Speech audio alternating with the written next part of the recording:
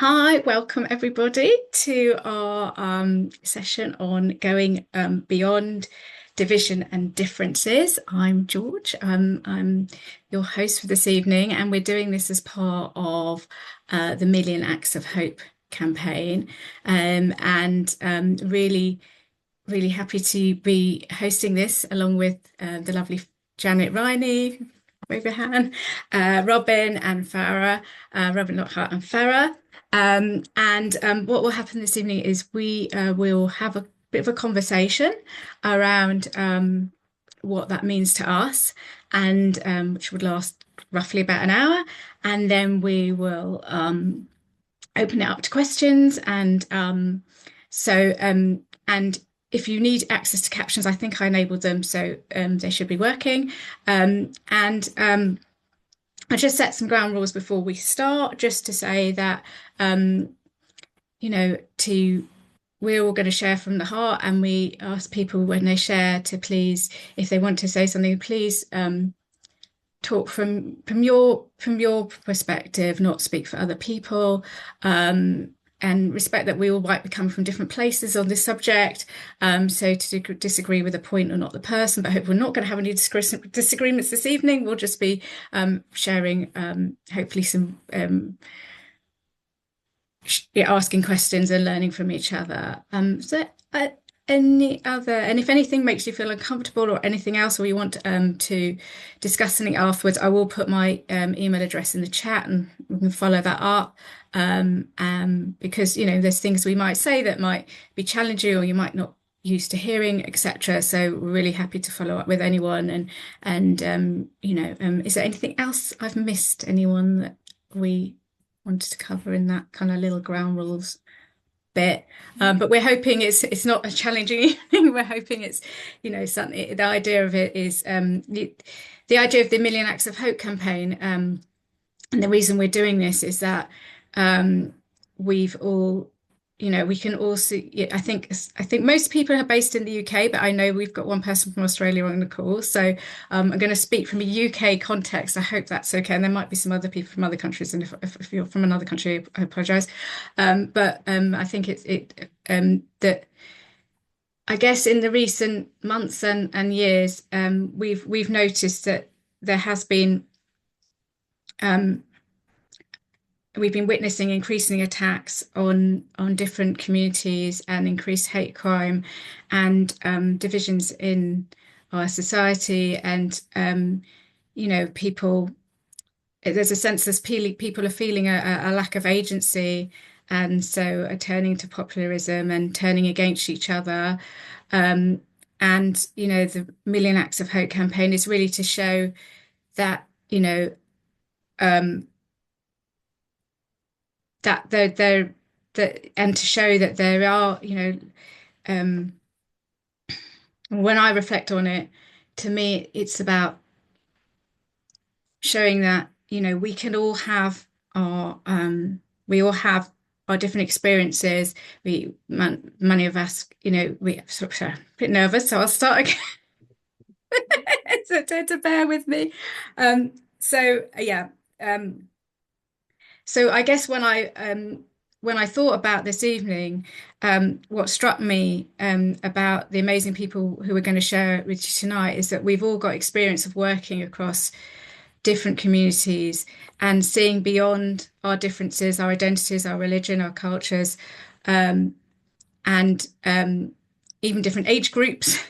We've all got different experiences of working with lots of different people, and that's why I thought it'd be really powerful to hear from this panel. A bit of introduction to me. I have also I as a wellbeing coach, but also worked in a background in charity sector. I've worked with the LGBTQI community and in interfaith settings as well. And from that, I've seen the power in going beyond our identities to our shared humanity, and and the power that conversation has for everybody, and for helping us to see our shared humanity. And I think that's what the panel we're going to speak to tonight. So I'd love to open it up and ask our Farah, I guess, if she'd like to share what going beyond division and differences means to you. Well, good evening, everyone. And before I say what it means to me, I just wanted to say something about George.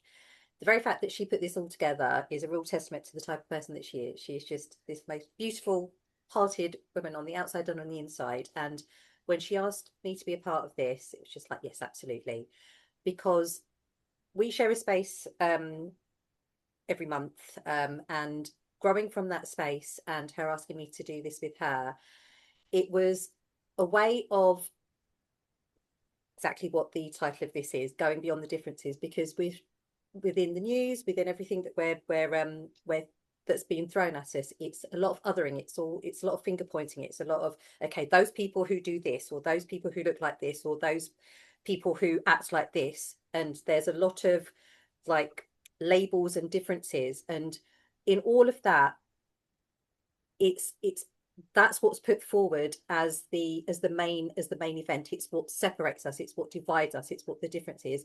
And what George very beautifully is doing is bringing us to a sense of, underneath all of that, we are all exactly the same. We come from the same pool, if you like. It's, you know, from the hearts that we have, from who we are within ourselves, underneath the label of religion or gender or profession or location.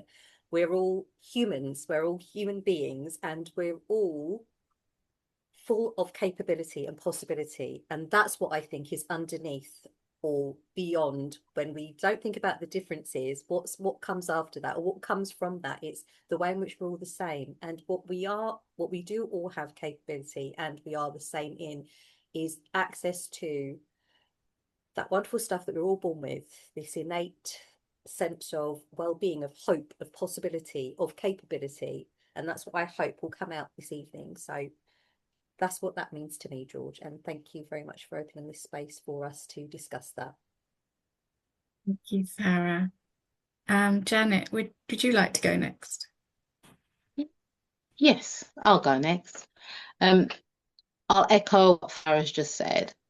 Um, I suppose for myself, when George says, Janet, can you? And my response is yes, because she's just such an amazing woman who, when we're talking about healing the world or healing the planet, George is the person who will try and put something together, bring things together.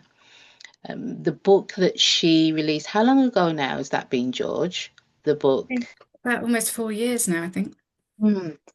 So and again, George's book, A Life Less Serious, yeah, Yeah. uh, again, is to assist people to look beyond their circumstance, to experience their health in order to experience more peace and calm within their lives.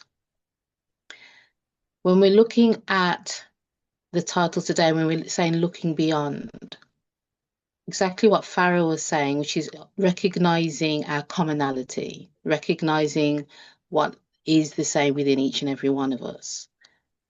And also what I'd add to that is it's also about seeing me, accepting each and every one of us, in spite of the fact that we may look different, knowing that we're all part of one human race. And so, yes, looking beyond is looking beyond our beliefs, looking beyond the stereotypes, looking beyond the thinking, so that whatever you may see, you see a reflection of yourself.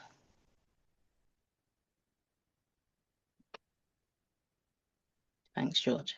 Thanks, Janet. Robin, would you like to go next? Thank you, George.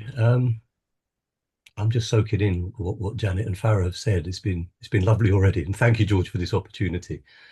I don't know George that well. We haven't yet met in real life, but we spoke, and I feel like we know each other already. We come from the similar perspective on a lot of this stuff, and I have had the blessing and privilege, I suppose, of coming from a very, very diverse family. My family, I was known as the United Nations at school. I'm an African-born. I was African born. My father is Scottish and Irish. My mum is English born, but didn't speak English until she started school. She spoke Polish and Czech and German. Got some Russians in my family, some Chinese people in my family, some African Americans. I've got African American, Chinese, Orthodox Jewish cousins. So difference has never been an issue for me. But I've worked with a lot of people, as George was saying, a lot of us have worked with a lot of people who do find difference a challenge. And I do everything I can to help them to understand things from a different perspective. When you strip away the differences, whether it's gender or skin color or faith or economic status or geography, whatever it is, when you strip all of that away, you're left with some kind of a truth. And that truth, I was always told as a child that, you know, we're called humans because we come in various hues. That's the only difference. No one's truly black, no one's truly white. We're all a shade in between. We're all different hues. And when you get to those beautiful situations where I can see Julia's got her circle holding book cover up there, all the work I do is always in a circle. I talk about Ubuntu a lot. I talk about something I call the art of perception a lot, just to help people to remember who they are and remember what they are and remember what's important. And often I've had instances where I've worked with gang members or far right people, and there's always a moment when it just dawns on them the sort of ridiculousness of this differences, focusing on division and difference. Yeah, thank you, George. It's a pleasure to be here. Thank you. I wasn't expecting a loving towards me, but thank you. I really appreciate it. We'll give you some more hearts then, just because we can. Yeah, I think building on what you have said, and I can speak because Farah and I work quite closely as we run an interfaith listening space, and I think from my experience working with the LGBTI community as well, that what we speak to is people's wisdom beyond their identity, and also with wisdom, their common sense. And we hold a space every month, and we never know who's going to come and what they're going to show up with. And we just speak to that. And I've been in LGBTI spaces where they think, why is this woman here? And when they see that we all, underneath it all, we all suffer in different ways, and we use what's available to us when whatever our community does as to cope with things. That's what people do, and there's something humbling in that, and there's something that we can all learn from that, and I think there's so much power in bringing people together, and I think at this point in our history, I don't like to use that word, but it's really important. That's why I'm so glad we're having this conversation. So I just like to share that, and I'm curious to see what you guys have to say about that to build on that. I'd like to take this one if that's okay, because what came to mind when you were speaking, in the spaces that we share, that there's a form, there's a loose form to the spaces that we share. It's for Jewish and Muslim women, but that form is one Jewish woman, another Muslim woman. They don't speak for everyone. So in that, when I say label, I'm not demeaning. It's the setup, if you like. But in all of that, when you are speaking with someone, or when you feel heard by someone, or when you have a space where there's no right answer, there's no wrong answer, there's just listening for what's underneath, that it can alleviate the most awful loneliness sometimes, when especially I think you can be in a room and still feel so lonely because you feel that I'm the only one that's going through this, no one understands me. And when you're in a space with others, and although they may not be going through exactly the same situation that you're going through, but there is something that you can connect with, that whether it be a pain or a suffering, but the fact that when you're in that and you're swimming in it, you think everyone else's life is hunky-dory, don't you? All you see is the best version of everyone else, and it just highlights how not all right you are. And that's really, really lonely. It's you think you're the only one in the whole wide world that is suffering, even though we know from a logical perspective that's not the case. But when you're in it, you can't see it. And these spaces just give a little opening to alleviate that loneliness in hearing not so much just the similarities, but that there are differences, but actually what's underneath those differences is that we're all feeling something. that we're all feeling, whether it be sadness, upset, and or joy, but there's that feeling that is shared. It might not be about the same thing, but that's shared. And for me, I think the word, just the theme of loneliness came up when you were speaking, even though it has nothing to do, well, not so much nothing to do with what we're speaking about, but that when you go beyond the difference, you find that connection, like Janet was saying, it's that connecting of whether it be a soul or whether it be just an inclination towards another human being. And in that moment, it doesn't matter whether you're Jewish, Muslim, man, woman, whatever you are, you're an accountant, you know, you live in Essex, whatever you are, that you are connecting with another human being. And it's, again, that shared humanity that lies underneath it. So for me, shared humanity and going on the difference is community, it's cohesion, it's bringing everyone together. And in a space where we're not in the same place geographically, but I feel very connected to, you know, the people in this Zoom room because of the things that we're talking about. So yeah, that's what came to mind when you said what you said, George, so beautifully. Thanks, Farah. And I think building on that, there's something in the listening and people feeling heard and giving space for people to be heard, and that their pain and their experiences in their identities to be acknowledged and not stepping over that, because different communities experience different things. And we're not saying to step over that, we're saying to hear it and speak to a space beyond it, because if you don't listen to it, then you're just negating it. And I just want to be really clear, that's not what we're saying, because it could have easily been misinterpreted as that. So I just thought that was important to say. Does anyone want to follow on from this? Yeah, I'll follow on. And it was really interesting that you picked that up, George, because I know sometimes in some communities or some spiritual communities, they can, like, you can talk about looking beyond what you can see and looking at our commonality. And I suppose sometimes I can see that as spiritual bypassing, in as much as, oh, we don't want to experience that pain, we don't want to experience that uncomfortable feeling. Let's just look beyond that and let's all come together and kumbaya and everything's amazing. And I suppose following on from what I was saying is, and as George has said, it's meeting a person where they are.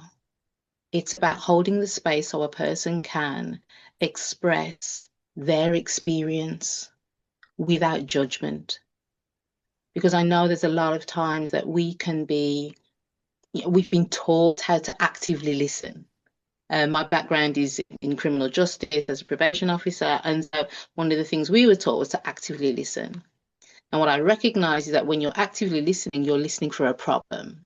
And as soon as you've identified the problem, you stop listening because you then think you've got the solution.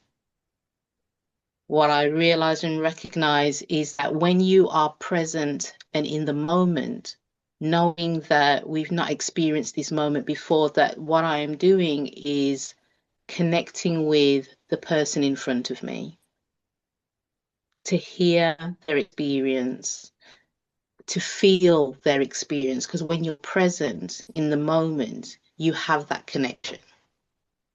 And to feel the anguish and the pain they may be experiencing as well. And so it's for us not to be afraid of that experience, to be able to hold that so that a person can feel they can trust that we're holding that space for them to show up completely and wholly as themselves without holding back, which then also enables them to be able to hear themselves truly and assist them to look beyond their own thinking, look beyond what they believe to be true in the moment.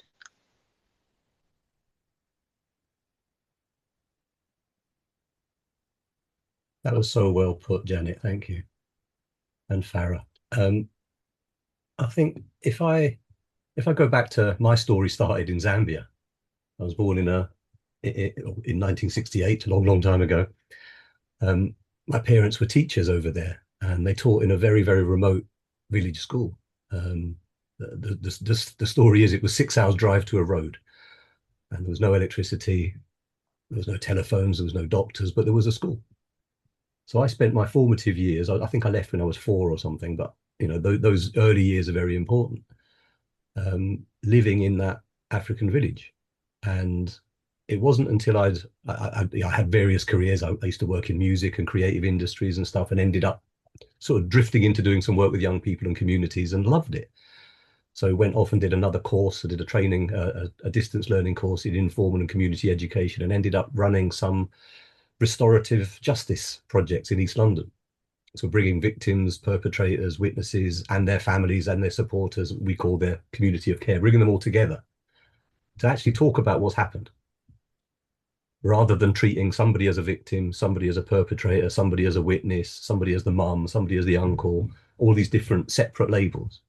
We sometimes have the same young person referred by witness protection, youth offending services, and the victim support teams. It's the same individual, but each of these sections believe that this individual had to go on a different journey. What I realized very quickly on doing that work was that these were people that were encountering something problematic. They weren't any of those labels. They were children who got caught up in something. When I very first started to do that work, the charity that employed me back then sent me on a training program to learn how to do restorative justice work, and all of them, it's called circles as well. They sent me on I think it was a 4-day training course, I think, well, 3 or 4 days with the Tutu Foundation, and there was lots of other experts as part of the training team there. At the end of day one of the lead trainers came up to me and just said, "Look, you've obviously studied this before. Where did you learn it?" And I said, I've never studied it. I started the job like last week, and they wanted me to get a grounding in how you do restorative work. And he said, but you're doing it already. You're being it, is the phrase he used. And then we had this conversation. He was from South Africa, from the Tutu Foundation there. And he discovered that I'd spent that time in that village in Zambia. And he just went, you don't need to learn it. You are it. And it was a bit of a sort of, what? And you know how people say you can connect the dots when you look back at your life backwards, but it's difficult to connect the dots looking forwards. When I look back, that living in that village gave me a real sense of what Southern Africa calls Ubuntu, Ubuntu. And I don't know if people here have heard of that or if people understand what that is. It roughly, it's a whole philosophy, but for me, the clearest translation that I found is I am because we are, and because we are, I am. So I'm nothing without you. You're nothing without me. We cannot live without each other. And when you live in that frame, which people do in villages all over the world, they don't call it Ubuntu all over the world, but I've had the privilege of traveling to other villages and doing work in other countries. And there's similar setups in these village systems where there are no others. There's no others to divide. There's no others to feel difference with. They're welcoming. If you turn up out in the middle of nowhere to one of these remote villages, they welcome you as their guest. They treat you as their family. If somebody in the village does something wrong, they don't remove them from the village. They don't punish them in that way. They bring them into the heart of the village and say, what happened? Like, what are you doing? How can we support you to put this right? What can we do together to make sure you don't do it again? Would you like the opportunity to meet the person you've just, whoever's, maybe you've stolen their food or you've wrecked their house or whatever? That understanding has, if people start to encounter that, it's really disarming. When I was studying that informal and community education course, we spoke about the word community, and it can feel very kind of fluffy and all inclusive, but the way that most people use that word is as division. You're not part of my community. You have to live in this postcode to be part of my community. You have to be part of this faith to be part of my community. You have to be from this background to be part of my... So community can be framed as divisive, which is kind of counterintuitive until you start to recognize that even people passing through a community can be welcomed like they're part of that community. And I've had that all my life. I've had beautiful experiences where I went to an iftar event when I was running a youth club years ago in Whitechapel, and there was a women's centre, an Asian women's centre next door, Jagannarii Centre, if anybody knows it. It's still there, Whitechapel High Road. And they invited me to iftar, so I turned up. And the woman that ran it sort of sat me down and said, "You do know how much of a big deal this is?" And I was like, "Yeah, it's iftar. Like, I know. I've done my research. I'm not Muslim, but I know what iftar is." And she went, "No. You're the first man we've ever let in the building." I was just like, "What?" And you said that just the way that you've treated us, the way that you've honoured us when we've come to your building, shows us that we don't have any worries about you. And unfortunately, when difference becomes a challenge for people, I think it's driven by ignorance or just unknowingness, where people haven't encountered that difference before, and some fear. You know, in London, we've had big demonstrations over the weekend with Tommy Robinson and his Unite the Country thing, which is very divisive. It's not uniting anybody. I look at those people and I see fear in their eyes. Mm. But if you give those people, you know, we have this thing in my practice about the sort of unconditional positive regard. So if I'm working with somebody who's, I don't know, murdered someone or been extremely racist or something, if I approach them with, you know, the attitude that they're wrong, they're stupid, they've got things wrong, that shuts down anything. So without condoning their behavior, we have to kind of take it on board. And it's only through dialogue, it's only through communication, it's only through getting to know people, connecting, that these things kind of, the differences start to dissolve. And I've seen it so many times with people that seem to be so embedded in their hate. And suddenly it's like a light comes on and they just go, oh, what have I been doing? I remember meeting a guy who he swore blind that all black men were criminals, and he had evidence to support this. His phone was stolen by a black kid on a bike, and his sister's car was stolen by a black man, and their house got burgled and they had a camera, and that was 2 black boys. And I was like, well, that's like 5 people. You're judging a whole swathe of our community by the activities of 5 people. Now, I could have just told him he was an idiot, or could have refused to talk to him, or had an argument with him. What I chose to do was to bring a black architect to our next meeting and just sat them down together and went off to buy the cups of tea. So suddenly this guy's view of the world, his map of reality had shifted, because he'd never really sat down with any black men before in his life.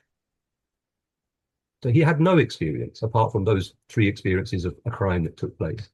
But suddenly, by meeting somebody who shatters his illusion, there's no challenge in that. There's no difficulty in that. There's no clash in that. His way of seeing the world suddenly shifted from this tunnel view to, oh, well, he's an architect. And that's the beauty of connection, I think. When we get into these kind of beautiful conversations, in a circle often, in real life often, it's like magic happens. And people strip away the layers of difference, and they start to recognize that underneath it all, they're just facades. They're just facades. Underneath it, we are the same. We function the same. We have the same driving, everything. The core of us is the same. And when we connect at that level, all these differences dissolve. They just dissolve. I live in East London, which is very, very mixed, beautifully mixed. One of the reasons that I'm still here, I moved here as a teenager from Scotland. And I can remember leaving my house. Do you remember the EDL? They don't seem to exist anymore. The English Defence League. They organised a demo here in Walthamstow. I think they picked Walthamstow because it's very mixed. Nobody told me. I didn't know it was happening. I'm not on their newsletter or anything. I left my house, got in my car and drove down the road, and suddenly was surrounded by what seemed like millions of people, probably thousands of people. There was a helicopter above and police everywhere. And the local lads in Walthamstow weren't prepared to have the EDL come and walk all over them. So there was some conflict happening.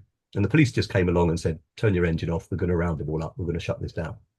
It'll take about an hour. So I stopped, turned my engine off.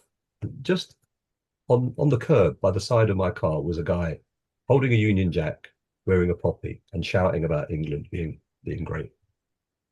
So I was feeling really brave. I took a photograph of him, and he came and started banging on my window. You can't take my effing photo, and who do you think you are? Or I just opened my window enough so that we could talk. And I just said, look, I found it really interesting that you're the EDL and you're holding a Union Jack. And he went, yeah, what? And I went, that's not the English flag. That's the flag of the Union. That includes Scotland and Wales. And it's the United Kingdom's flag. And he went, yeah, so? And I said, and you're wearing a poppy. And he went, yeah, my grandfather fought for this country. He died for this country in the war. And I'm proud of this country. And I'm going to defend this country. And I let him rant. And he went for a good couple of minutes. And then he paused. And I went, your grandfather was fighting against fascism. Well, what have you done? How do you get to this conclusion? And you could see I could see the cogs kind of spinning in his head. And he just stopped shouting at me and went, oh. He'd never really thought about it. He just wanted to feel what Farah was talking about. He wanted to feel included. We wanted to feel valued and welcomed by a group, any group. That's how we function as humans. We need to feel part of something. And when we don't, we become at risk of radicalization or gang recruitment or any of those horrible things where these hateful groups will take people in.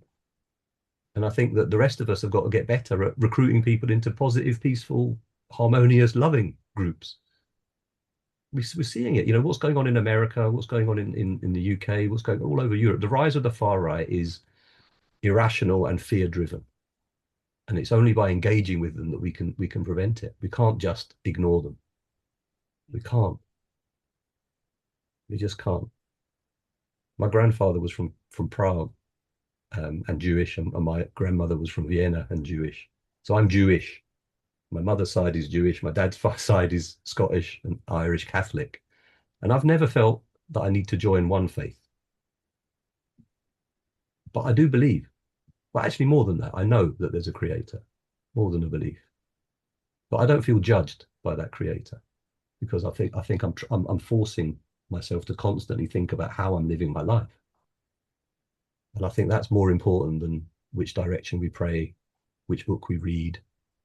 That's how we will be judged if we ever get judged by the creator. You know, I've met so many people that think it's okay to sell crack all week and then go to church on Sunday, or fight all week and go to mosque for Juma. Like, it's not about that. It's about how we're living. What are we doing in the world? How are we being in the world? Blimey, I better shut up. Sorry. No, thanks, Robin. Thank you.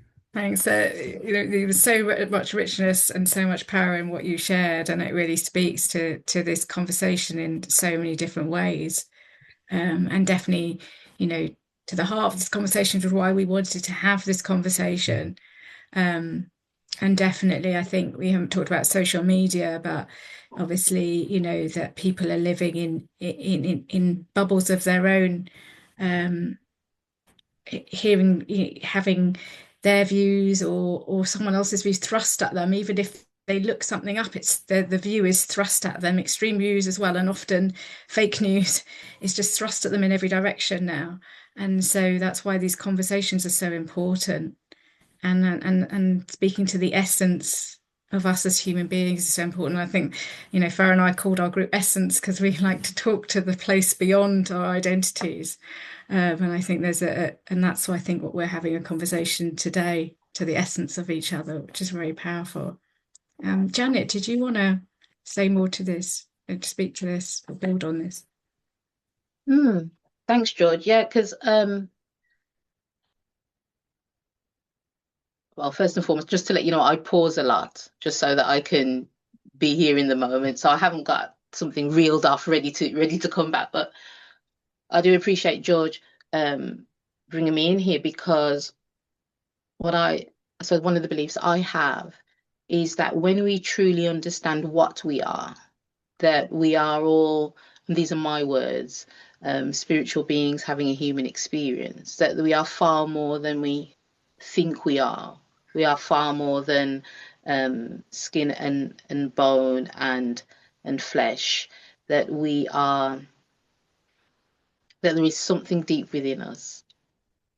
Some people call it soul, some people call it spirit. It's that thing that connects us, that when I sit interviewing a long-term prisoner, because sometimes I write parole reports for parole boards, and even though we have limited time, the fact that I can be present and all the things that we've been speaking today, there's no judgment about what this person did 10, 20 years ago. It's who is this person who's before me now? This is the person that I want to connect to listen, to hear, even if they want to talk at me for 45 minutes, because maybe this is the only time that they've been listened to without being told to do something, without being told to learn a different approach or to do a certain thing. And even though I have an outcome that I need to achieve, which is to gain information, even in their sharing, which again creates a space of trust, because I'm not challenging what they say, I'm just listening to what they're saying. And there are times that I can, as Robin said, ask them a question to get them to consider what they've done in the past and think about it from their perspective now, which allows them to reflect on the journey they've been on.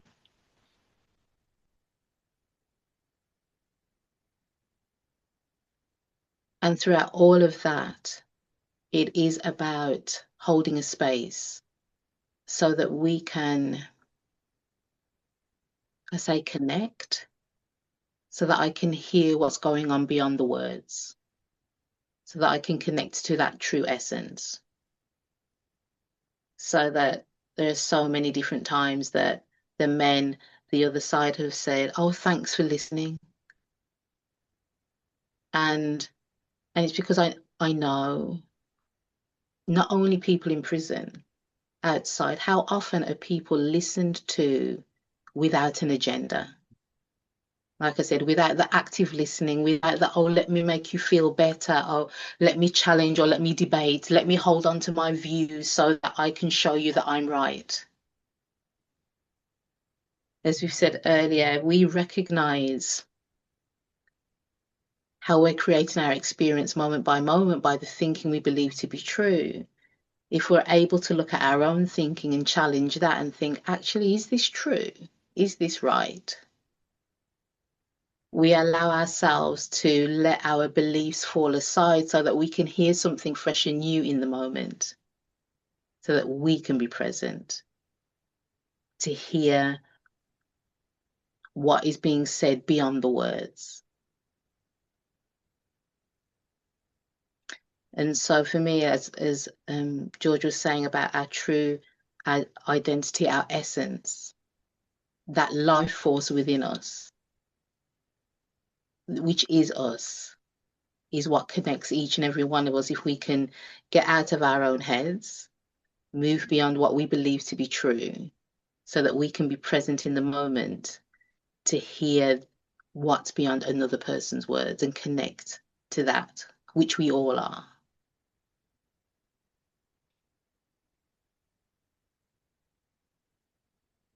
Thank you, Janet. And I guess what occurs to me from the conversation that both you and Robin had is, in the interactions you've had, there's a space beyond fixing. There's another one, listening for fixing. And that also does not get anywhere because, everyone has wisdom. They just need the space to be able to access it. And sometimes they just need to be able to be really heard to get quiet enough to hear it. And to me, that's what, Robin and Janet really shared so powerfully there. Farah, do you want to build on this? Yeah, there was so much, and I paused because I've got brain fog, and so it just takes me a while. So, but something that both of you actually said was alluding to the force, the thing that connects us all. I work with Muslim women in varying practicing parts of their faith under different roles, mum, professionals, community leads, in the different roles that they hold. And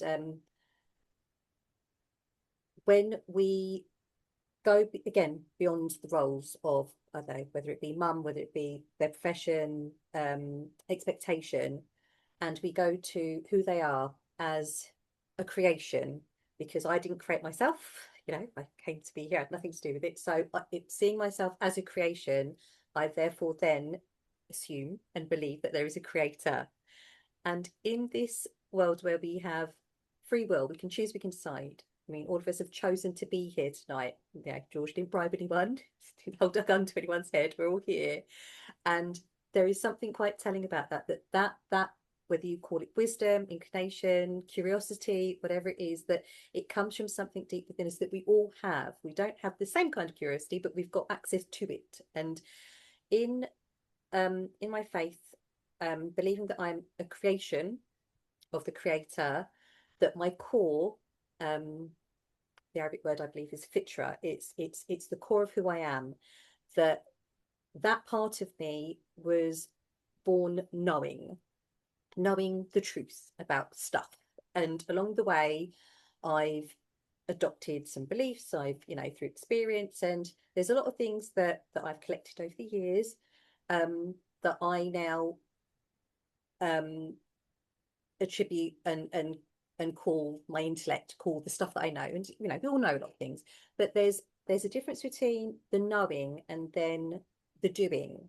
And so we might have really good ideas, it's like knowing that big sugary donut isn't actually good for me, but right now I just feel like it is, even though I know.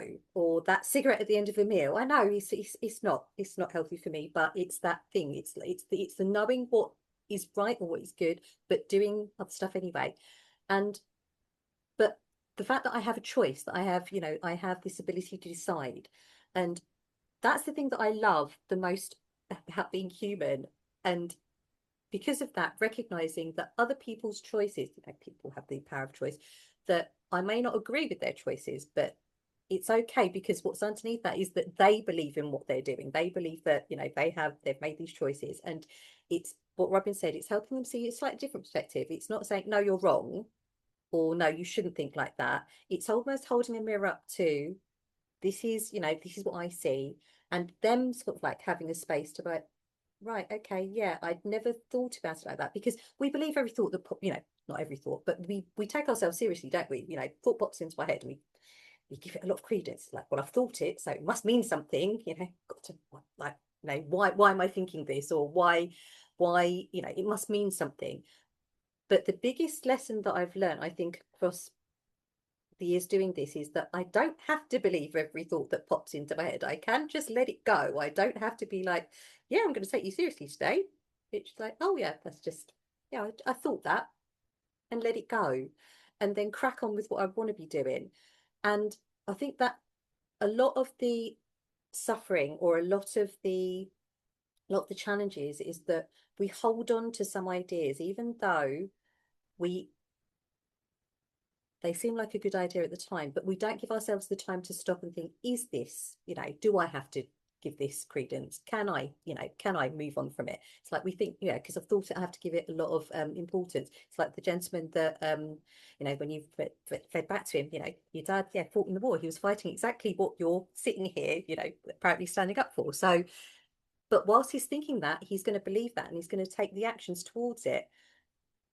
But when we come to, and again, speaking from my own experience, when I think of myself as a creation of the creator, and then deciding to live my life by certain framework that my faith gives me, but I'm still me between the prayer times. I'm still me between, Ramadan to Ramadan. I'm not, don't just do the Muslim thing at that time. So it's the moments that I live my life that are the human experience. It's the moment to moment stuff. It's how I choose to interact with people. Sometimes, don't want to be around people, especially my own kids. Quite happy to be away from them. Other times want to be all over them. But I know I'm waffling now, so I'm going to come back to the point that I wanted to make, that when I come back to who I am, it's not what I am. It's not the role. It's not the mum. It's not the Muslim even. It's the who I am, and who I am in the being. And when I really think about it, and when I really give myself a chance, in that moment, I'm thinking, well, I'd quite like to be right now kind, quite like to be right now caring, quite like that to be listening and supportive. And there are other times when I'd quite like to be away from everyone. I'd quite like to be a bit selfish and just go off my Todd.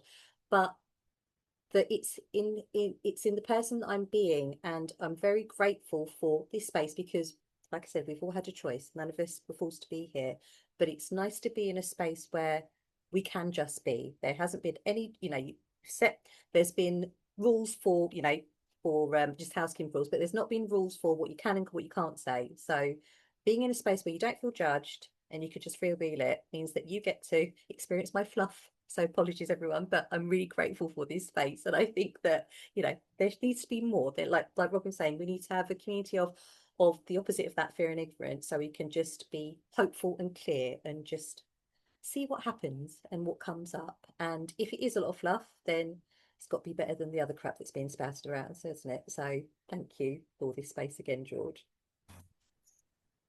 Farah, thank you. There's a lot of wisdom in what you call fluff.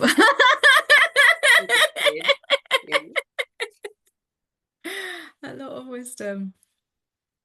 Does anyone want to speak to what Farah said and build on that? I don't know Robin. where to start. There's so much there, and what Janet said as well. It's yeah, we all have thoughts, we all have thinking, and what I've come to realize is that if we let thinking or a thought settle, it becomes our feelings, our emotions, and if we let that emotion sit with us, it then informs our behavior. And a lot of the work that I've been tasked with over the last sort of 28 years or whatever it's been is focusing on the behavioral end of that equation. So thoughts plus feelings equal behavior. That's how I see it. But all behavior is communication. It's telling us something. And what we don't seem to have time for in our society here in the UK at the moment is, especially with young people, is the time to help them unpack what it is they're communicating. You know, if a kid's, I don't know, a straight grade A student, never had a detention, and then suddenly comes back from the summer holidays and starts beating people up and smashing windows, they get detentions, they get excluded, they get suspended, they get sent to the pupil referral unit. Very rarely within, I know I admire teachers, but within that time that they have at school, there's no time to sit them down and just go, what's happened? What are you telling us here? Something's changed. And sometimes, I'll go back to the village analogy. I'm guessing that most of you heard the saying that it takes a village to raise a child. Just give us some nods or some thumbs up if you have. There's some faces. I saw a few thumbs. Thank you, Joe. Most people don't know the whole of that saying. The whole saying is it takes a village to raise a child. And if that child is not initiated fully into the heart of the village, they may burn it down just to feel a little warmth. And I think that's what we've done in this society. Not just young people, lots of people are excluded and marginalized and disenfranchised and forced to the extremities, like get out of the village. Oh, Julia's heard it before. Awesome. Just saw in the chat. When we feel that we have a sense of value and a sense of belonging and a sense of purpose and connection to our village, however big that village might be, London is still a village in my head.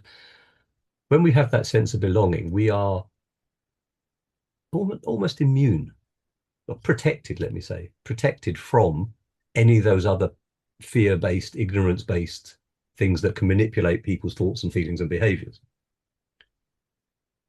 And yet we seem to have a society that is, I'll own up, it's people that look like me and are my gender have created the dominant society on the planet currently that's driving lots of this division. It is not just men, but it's a masculine trait to feel that dominance is, you know, worth fighting for. And if people are different, then you've got to oppose them, and that kind of divisive and that obsession with categorizing and labeling, and that's causing more and more and more division. And you know, I'd love to live in a world that was far more feminine, and I think it's coming. I think it's coming. You know, I can't remember the saying, but you know, you can hear it. It's just around the corner. It's on its way. We're living through the death of the dinosaurs. The way the world has been run is coming to an end. There will be a better system. I think that things have got so bad so quickly for so many people across the planet. There is a backlash, and this is part of it. The fact that we can have campaigns like this one that we're part of, and the fact that we're having conversations like this, there's a groundswell happening. There's so many people just thinking like the system's broken. It's not helping most people. It's serving the tiny minority at the top. But you know, just like with a pendulum, if up here is awful, really terrible, in order to get it to the opposite side where it's really beautiful and wonderful, you need that. You need that energy to drive this change. I'm not saying I approve of it. I'm not saying I like it, but I think we have to use what's happening to drive more connection, more love, more peace, more positivity. And it's happening. And it's people like you, all of you on the screen, that are part of that, because you're joining in. You're willing to, log into something at 5 o'clock in the morning, Divyesh. That's real dedication. Yeah, we need more of this. We need more connection. And often, sorry, go on. Go on, sorry. I I was thought just you going were. to say, often teachers will say things to me when I do something in a school.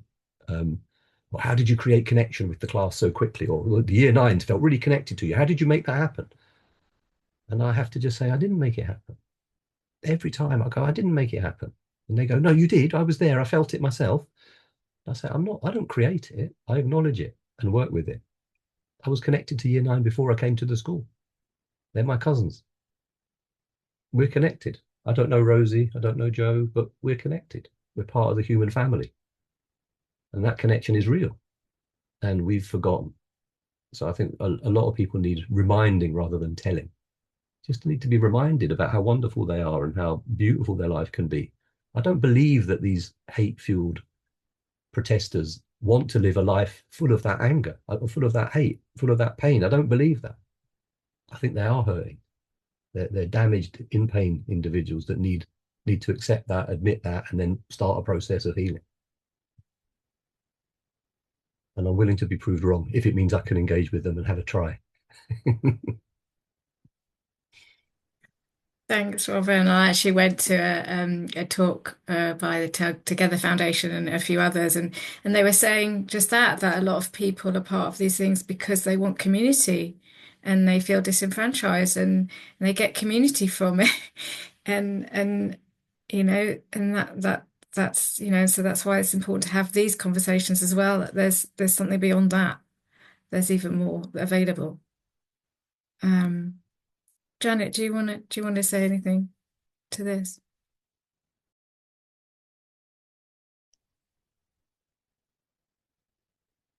And if not, I'm happy to just start up the questions. It's up to you.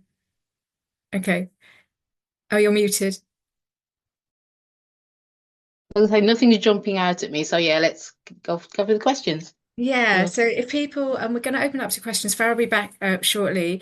If you want to ask a question, you can either put it in the chat, or if you click the reaction button, you can raise your hand. I always forget where it is, so I thought it's helpful to say.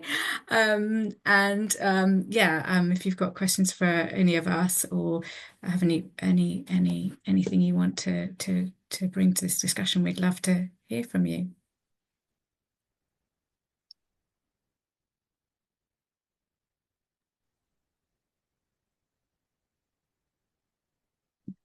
Thank you so much. And can nice messages in the chat, or we can carry on. It's up to people if there's any particular areas. Oh, Matt's put his hand up. Matt, do you want to say something? Don't want to jump in if there's anyone else, but I'm happy to start the ball rolling if you're willing to have me. Of course. Mission granted. Excellent. Yeah, beautiful listening to you all, and I love sort of how everyone's kind of drawing on their amazing kind of experiences and kind of perspectives and I guess the question that kind of just surfaced for me is, and I think sort of you touched on this sort of Robin briefly, and I know George's scenario of interest for you is like, it feels like if as far as then we kind of know ourselves, if we have that knowing of ourselves as something that is created, that is created from as a tiny sort of part of the kind of universe that we form a part. If you have that knowing, potentially you're just better able to navigate those times of discomfort and disconnection and make sense of those in a way that helps you find a way to ground yourself. And I just wondered, from your respective experiences, and kind of what are the opportunities to kind of to reach more young people and kind of and develop that kind of knowing and that kind of that capacity to self-correct without necessarily reaching for that kind of that sticking plaster of a feeling of connection, even if probably something doesn't quite feel feel right about that. Does that make sense to the question? Yeah, beautiful. You should be running this next time. You should be talking and taking the questions next time, Matt. I mean, if it's okay, I'll go for this one. I'm a youth worker. That's what I'm known for. That's how I started all of this stuff that I do. Young people are framed often as being the problem. Bye bye, Rosie. You've got to go. Yeah, they're often they're labeled as being the problem. They're called an offender, or, you know, a truant, an addict, whatever the label might be. And they often believe it. I was at a conference not so long ago, and there was some young people in the room who, some of them were there with their youth justice workers. They were on, criminal orders, but community orders. And a very senior policeman kept referring to the young offenders in the room. And after the third time, I just said, what if they believe you? And he went, what do you mean? And I said, well, if they go, yeah, that's who I am. I am a young offender. I'm an offender. Are they more or less likely to continue?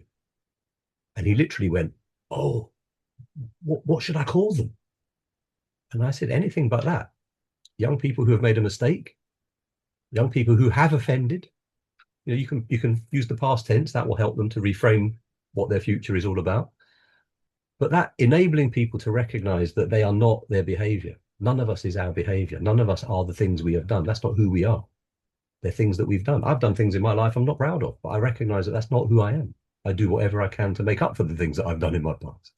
And I've met so many people who also do the same, even if they've done, you know, really abhorrent, horrible things in their past. It's not who they are. It's not what they are.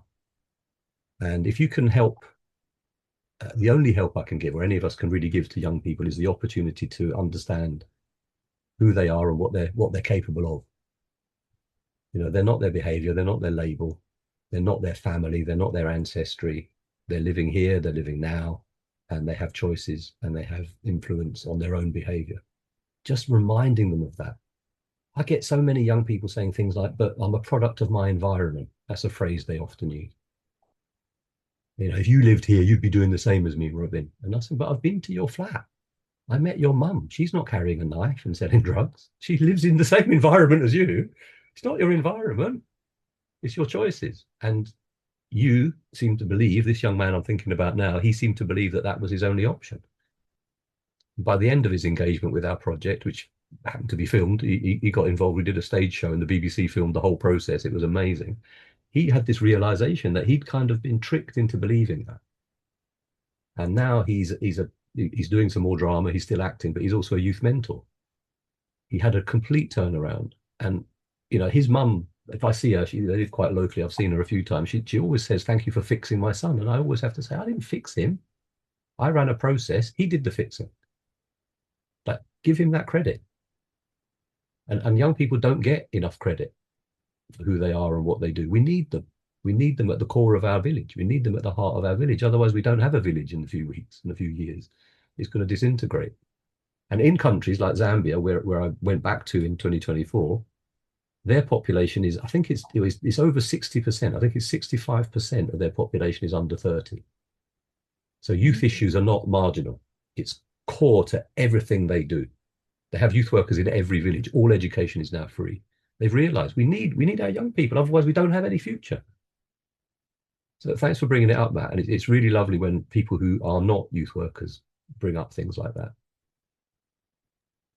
Thank you. I think Janet wants to say something to that as well. Yeah, just so I can see that Julia's raised. Julia's got hers as well. Yes, I'll just really quickly, because I will work with the mothers or the grandmothers of the young people. And what happens is there's a ripple effect. So when I'm working with women that are stressed or anxious, overwhelmed, all of those different things, in pointing them back towards their health, their well-being, what happens is they then start to listen more deeply to their children and then their grandchildren. And so, as Robin has said, it's one thing to work directly with the young people, but one of the women I worked with very early on, she'd been abused as a child, had come through the criminal justice system. When I was delivering the training pointing her back towards her own wisdom. She grasped onto this and it was amazing. And she then used to come back every week and saying, oh, I never knew that I wasn't listening to my son. I didn't know that.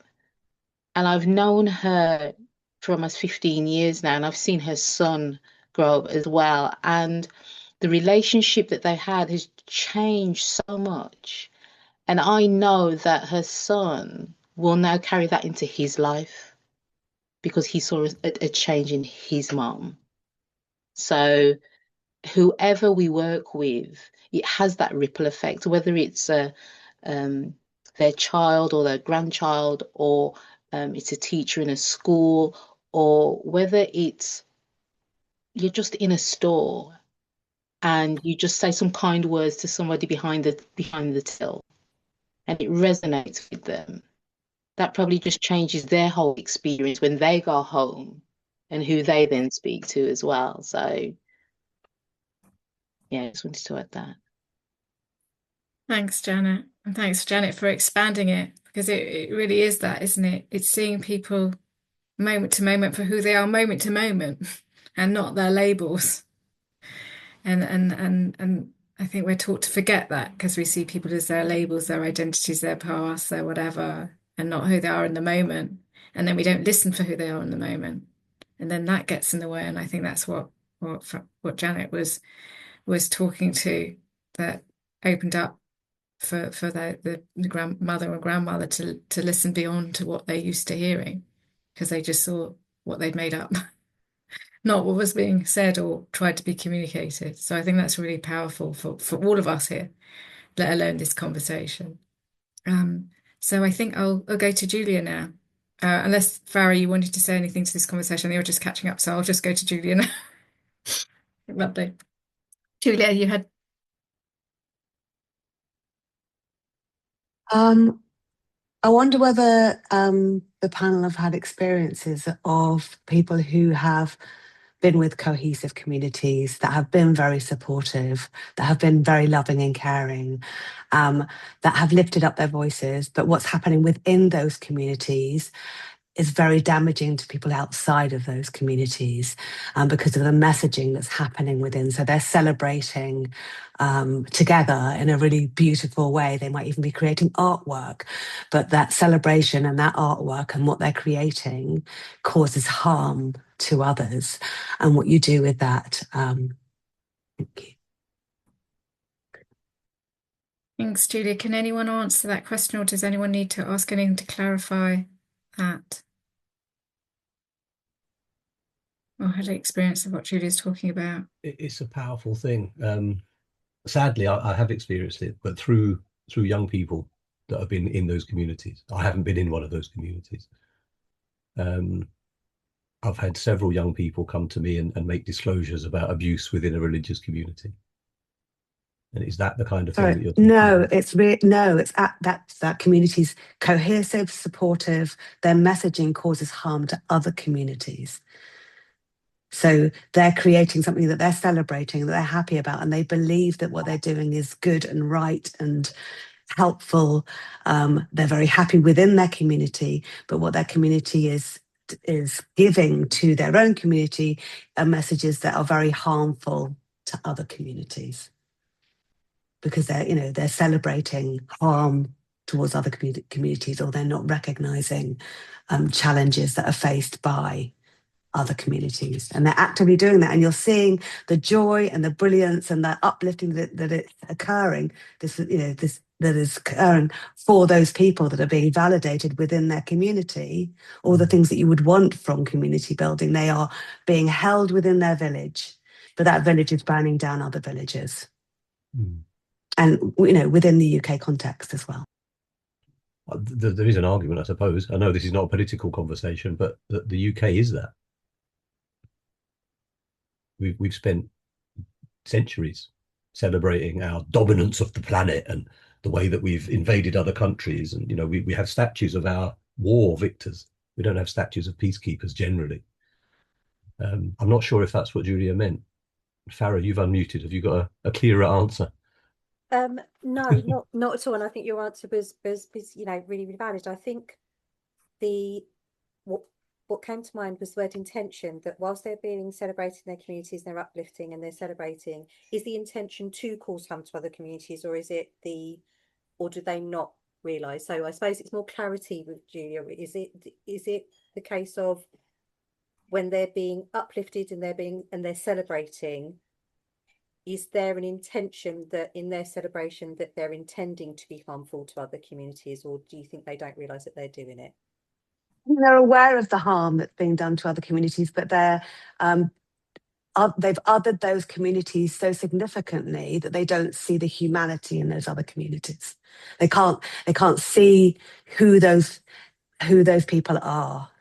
It's so much that they would, be happy to celebrate harm being caused to those other communities. Yeah. So thank you for that clarification. For me, the example that jumps to my mind is gangs. Gangs will literally, because of it can be literally a street difference. Not so much postcodes anymore, but they do seem to still do that. And I've worked with some who, were celebrating that they'd murdered somebody because he lived in a different part of the same borough. Essentially, they're the same. They're the same people. They just live in a different place, but they celebrate that hate. They celebrate that. But underneath it, in that case, when I was working with the gang that's in my mind, or the two gangs that are in my mind now, it was what they were getting from that behavior was a real sense of, they called it status, they called it respect, but really it was fear. They were getting some significance. They were getting noticed. They were getting all of the kudos that some people want, particularly young men who had never had any kind of an initiation. They need some sort of platform to prove themselves through, and it's really sad. And the gangs that I'm talking about now were literally two different postcodes. They didn't really know. I got them both to take me on a tour of their postcodes, and they didn't know where the border was. Like, they didn't know that, if you cross the road, you're in the other people's territory. They didn't see it like that. These are people, but that's a really good example. But these are communities which are young people that are being supported by their parents, that are receiving messagings from that's what feels so challenging about it, is that it's people who are in communities that are supportive, that cohesive, or and it's within the context of what one might consider like supportive communities that this is happening, rather than gangs. Gangs are very supportive communities for the people in there. They give them on a plate everything that human beings need, that shared identity, an income, a sense of belonging, some protection, some shared goals, some shared values. All of those things are given to them on a plate. Give us an example, if you can, Julia, of the kind of community that's in your mind, because I'm not still 100% sure I know what you mean then. I don't want to use specifics. Okay, maybe I'll think a different way. I'm thinking about what you say, and maybe there's a lack of understanding of the other communities, that a lack of understanding and an othering of the other communities. And maybe it's an education piece about the othering. And Farah very clearly started this conversation about talking about othering. And I think in the Jewish and Muslim community, we both, and lots of communities in the UK, feel like they're being othered. And there's an education piece to be done, so people don't other each other. And maybe it's around that education and coming together and experiencing each other in a neutral way. Maybe that's a helpful thing to add to this. Farah, I don't know, or Janet, if you want to say any more to that. And I hope I'm going some way to answer your question as best I can. I'm feeling my way. What came to mind was when you take a stance, or you think you're doing the right thing, so whether it be protecting your opinion, protecting your family, protecting your community, protecting a certain way of life, and in that protecting, or in that standing up for it, there is going to be a sense of other people who don't share the same opinions, way of life, and so they, I'm not say it's obvious that they would be offended. It's not obvious, but that there is going to be, if you're protecting or if you are standing up for something, there's going to be the other side of that.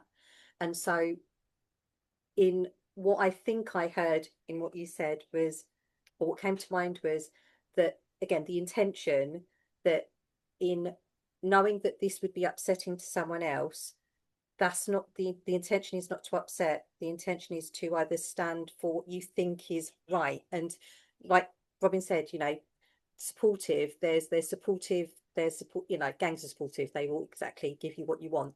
So it's not someone coming from maybe a you know,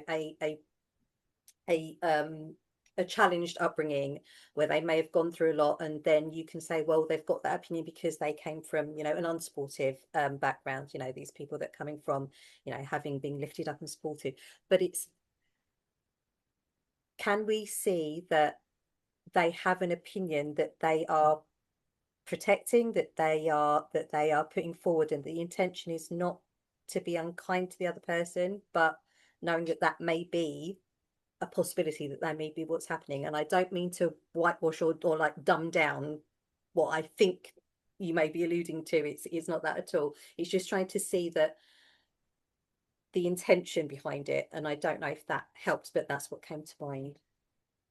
Yeah, I think just for me to add what I think, maybe saying, but again, when I think Farah mentioned as well about the intention, people like to belong. They want to be part of something. They want to feel that they belong. And if hurting another person or celebrating the hurting of other people allows them to belong, because what's the alternative? To be excluded, to feel alone, to go out and do things by yourself. And so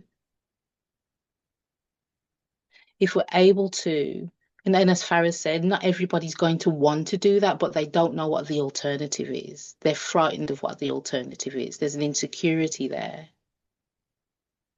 If at some point, for example, if it's about gang life, committing an offence, or something that leads them to come into contact with somebody outside of that community, then it allows them to point them in a different direction, to start thinking beyond what they believe to be true, beyond what they think is community, beyond what they think is right.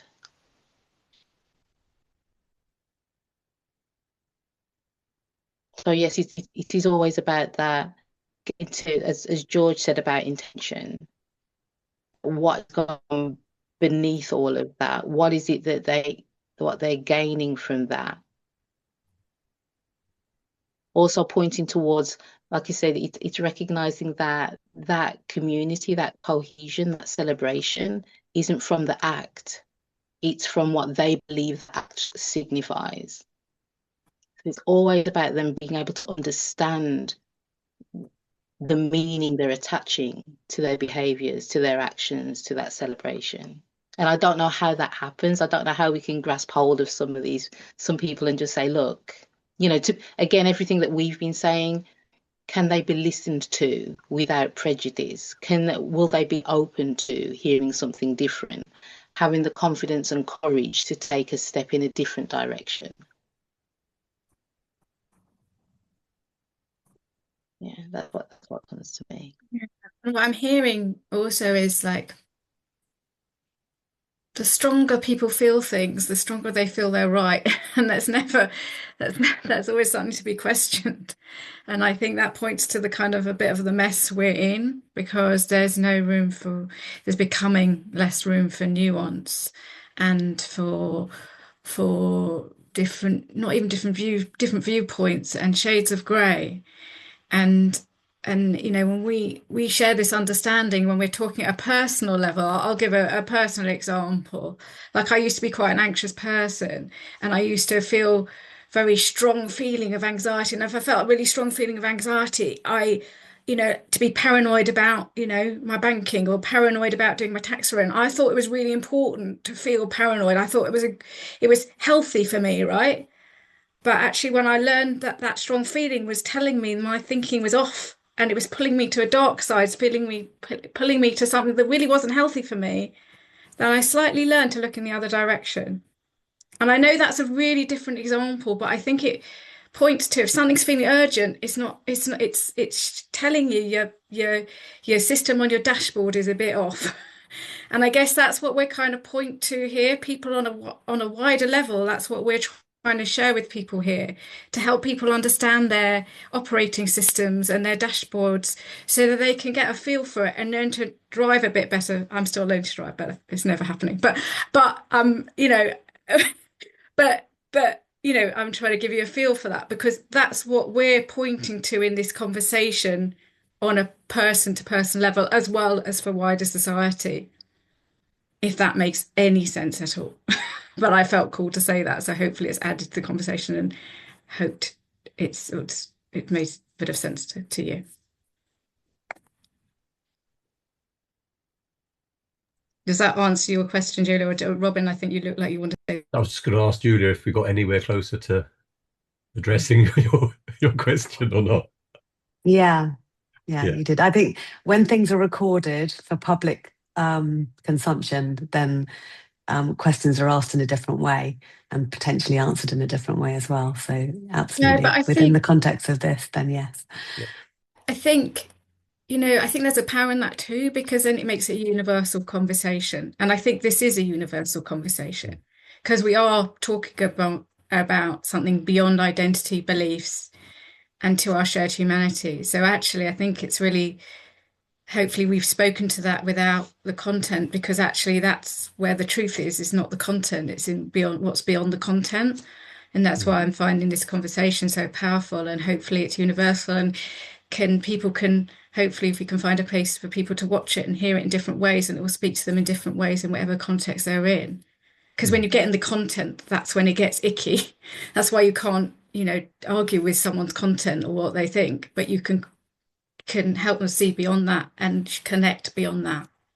And that we've seen so powerfully over the years, haven't we, Farah? Absolutely. And I think what comes from that is that when you feel that you, and it has been specific, I guess, specifically in the context of what we do, but there was a lot of, there were a lot of challenges, and there seemed to be a lot of icky feelings around the notion that you had to pick a side, and it's almost like having to pick a team that you support unwaveringly. And if you didn't, it wasn't okay to say, well, you know, I kind of quite like the way they're playing there, but you know, they're a bit, you know, they're a bit off the you know, they're a bit off the cuff in that second half. But it was like, no, I support wholeheartedly everything. And it was learning to be able to step back from that and allowing not so much a different perspective, but allowing a picture to be formed from seeing, again, I'm going to say both sides, because there's not just two sides, there's lots of in-betweens. But it was the challenge of having to, or feeling that you had to, you know, be wholeheartedly pick one side and that was it. And stepping back from that conversation, it's allowing to see that there are so many shades of grey, there are so many nuances, there are so many parts to all of this, you know, to the fabric of life, that you experiencing that, you thinking about that, we're the ones that kind of get into it, aren't we? And when you're in this space, it's like everyone has a different opinion, everyone has maybe a similar opinion, but it's just opinion. There is no wholehearted truth here. It's just perspective, and it's just opinions, and it's being able to sit with someone who has a slightly different shade of grey to yours. And when we can do that, it becomes a little bit less icky, I think. So that, yeah, I think what you said was right, that it is universal. It's not so much the content, but it's the way in which we deal with it. So yeah, I don't know if that made sense at all, but I think it really does, Farah. And I think there's something else to add in there, that we're all reading different things, watching different things, having a different experience in different communities, seeing different things. And so, you know, we can never be in anyone else's shoes. And, you know, even Matt here is my husband. He doesn't know what I'm thinking right now. I don't know what he's thinking right. None of us can know what anyone else is thinking moment to moment. It constantly changes. And if we can't do that, then how, you know, that's really helpful to navigate how we can. I think there's something powerful. I think Rabbi Shel Rosenblatt wrote about this week about sitting in the not knowing. And I think in these times, there's a direction to look to help us navigate our shared humanity is looking to the not knowing rather than the knowing, because there's so many people who know, and actually the power is in the not knowing. Matt? Yeah, just something that I keep being drawn back to as the distinction Robin was drawing between sort of, community as a kind of a set of shared identity versus community as a description of humanity, and as commonality. And it almost feels, we've become quite practiced at being a stand for our communities of identity. But I guess one of the reasons this conversation is so valuable is there's an education job, it feels like, to know what it would look like and why it's important to be a stand for community as a way to hold us all. And I guess, again, as you said, Robin, we're like, we need to see the breakdown of that model to wake up to, okay, it's not enough to just be a stand for your community, because if you don't take account of the whole, then there's a kind of whatever, you're all kind of fighting for your patch of a sinking ship, or whatever the right metaphor would be. And so, yeah, just to kind of really appreciate everyone for kind of being a stand for that wider sense of community, and helping to show some leadership in what that could ever look like. Yeah, thanks, Matt. And Farah, I think what you were speaking about that's the root of all conflict. That we all have this, I call it the art of perception. We all have this view. This is my view. This is the right view, and you have your view, and yours is the wrong view. I can't have your view, so it's not right for me. And if we talk about, in my practice with young people, we use lots of pictures and optical illusions and maps that are, the map that we see generally is not the truth, to show them that these things are not absolutes. So if I was to say, if that racist thug that I encountered on the streets in Walthamstow, he'd said, well, in my map of the world, this is the way I see it, I'd go, oh, I've got a different map to you, and we have a conversation, rather than you're wrong. Yeah.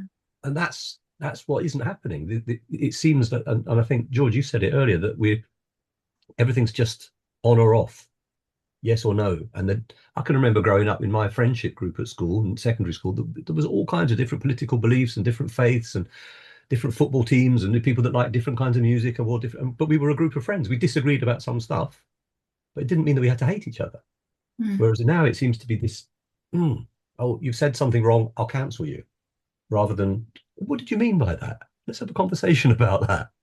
Can I ask you a few questions about that? And it's communication that I think helps us to learn the power of connection. Like, without connection, we are nothing. Yeah. And I'm 100% sure from my map of the world that it's communication that does the heavy lifting, and connection that does the heavy lifting in these scenarios.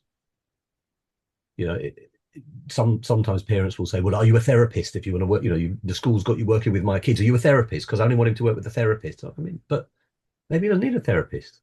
Maybe a therapist is going to give him a label and assume that he's ill and give him some medication and compound the problem. I'm just going to ask him some questions and see if I can help him discover who he is and discover which path what he wants to take. What is the next chapter of his story going to be? He's written some of it. That's why I'm here. The school's called me in because of the story he's been told and the story that he's written about the past. We have, I think he's almost, I was going to say the capability, but it's almost like a duty to root ourselves in the now and see what we can generate going forward, rather than just looking at the backstory and looking at the history and looking at the past and going, well, that's the way it is. That's the way it was, so it is going to be. I wouldn't be able to sleep if I took any other view. That the world is in a really, really difficult place.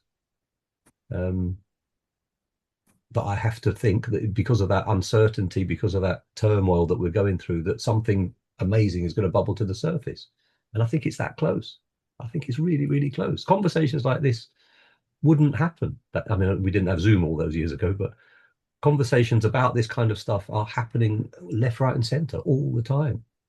People from all different backgrounds, all different faiths, all different communities, all different jobs and ages, and people are interested in how do we get through this, and how do we repair it, and how do we create something that actually enables people to function enables people to feel that sense of belonging and value and all those stuff, without it becoming a sort of a remedial thing. Oh, we need to restore your sense of belonging. Like, that should be front and center of how we live lives as humans, shouldn't it? It should be the starting point, not something we do after the horror has happened. Thanks, Robin. I'm conscious of time, so I'm going to ask Farah and Janet if they want to say. I mean, I think that's Robin. I take it that's we're happy to close on what you've just said because it was very powerful. Unless you want to say any more, and then I was going to open up to Farah and Janet to say anything they want to, so we can bring it to a close because we're conscious we're already at time, so I don't want to keep people too long.